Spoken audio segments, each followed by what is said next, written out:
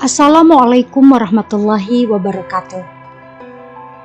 Sahabat yang dirahmati Allah, kisah selanjutnya datang dari seorang ahli maksiat yang bertobat karena sebuah sungai. Alkisah. Ada seorang laki-laki Bani Israel yang suka maksiat dan berbuat keji. Suatu hari ia mandi di sebuah sungai. Tiba-tiba terdengar suara air berseru. "Wahai Fulan, tidakkah engkau malu? Mengapa belum juga kau bertobat dari perbuatan dosa dan bertekad untuk tidak mengulanginya lagi?"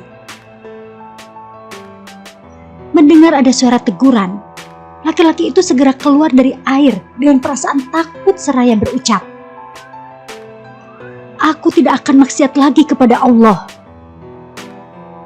Lalu kemudian dia pergi ke suatu gunung yang di sana terdapat 12 orang laki-laki yang kerjanya tidak lain kecuali hanya beribadah kepada Allah Subhanahu wa Ta'ala. Akhirnya laki-laki itu pun ikut tinggal bersama mereka.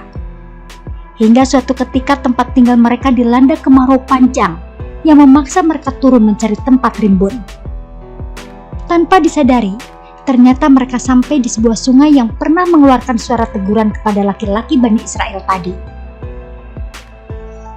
Ketika mereka sedang mendekati sungai tersebut, laki-laki itu berkata kepada mereka, "Aku tidak mau pergi bersama kalian." Sebagaimana dijelaskan oleh Ibnu Qodamah Al-Maqdisi dalam kitabnya At-Tawwabin, melihat tingkah laku laki-laki tersebut, mereka pun heran, lalu bertanya, "Mengapa?" Dia pun menjawab, "Karena di sana ada seseorang yang telah memperlihatkan kesalahanku kepada diriku sendiri. Oleh karena itu, aku malu bertemu dengannya." Laki-laki Bani Israel itu kemudian pergi meninggalkan teman-temannya di sungai tersebut. Setelah 12 orang ahli ibadah sampai di tujuan, sungai itu mengeluarkan sebuah suara. "Wahai para ahli ibadah, apa yang telah dilakukan oleh teman kalian itu?" Mereka menjawab, menurut pengakuannya, di sini ada seseorang yang telah memperlihatkan kesalahannya pada dirinya, sehingga dia malu untuk bertemu. Sungai itu kemudian kembali berkata, "Subhanallah, sesungguhnya jika salah seorang kalian memarahi anak atau salah seorang kerabatnya, kemudian si anak tadi menyesali kesalahannya dan kembali melakukan apa yang disukainya, pasti ia akan kembali dicintai. Sesungguhnya teman kamu itu telah bertaubat dan kembali pada apa yang aku sukai. Oleh karena itu, aku telah mencintainya." Pergilah pada laki-laki itu dan beritahukanlah dia.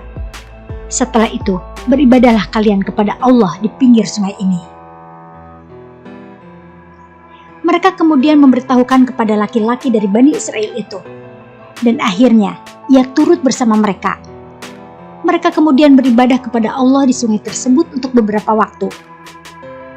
Tidak lama kemudian, meninggallah laki-laki yang dulunya melakukan banyak perbuatan maksiat itu.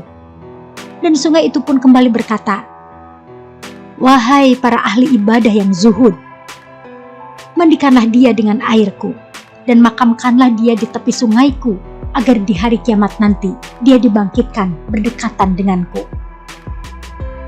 Mereka segera melakukan pesan tersebut. Setelah selesai mereka berkata, "Kita akan bermalam di kuburnya untuk menangisinya.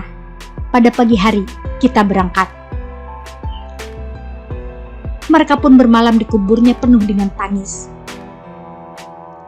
Ketika malam telah larut dan rasa kantuk mereka tidak tertahan lagi, sehingga pada saat mereka terjaga pada pagi harinya, Allah Subhanahu wa Ta'ala telah menumbuhkan 12 batang pohon sarwah di atas kuburnya. Inilah pohon sarwah pertama yang tumbuh di muka bumi. Menyaksikan hal itu mereka berkata, "Tidaklah Allah menumbuhkan pohon ini pada tempat ini, kecuali karena Allah menyukai kita beribadah di sini." Mereka kemudian memutuskan untuk beribadah kepada Allah di kuburan tersebut. Dan ketika salah seorang di antara mereka meninggal, mereka menguburkan di samping kuburnya sampai mereka meninggal semua di sana. Kisah Israiliyat di atas memberikan sebuah pelajaran penting bahwa hidup seseorang itu bisa berubah kapan saja. Yang asalnya sering melakukan maksiat, bisa bertobat dan menjadi ahli ibadah kepada Allah Subhanahu wa Ta'ala. Dan tobatnya seseorang itu bisa melalui beragam jalan yang terkadang tidak mampu dicerna akal sehat manusia. Sahabat yang dirahmati Allah, demikianlah kisah seseorang yang sering berbuat maksiat, tapi di akhir hayatnya dia bertobat.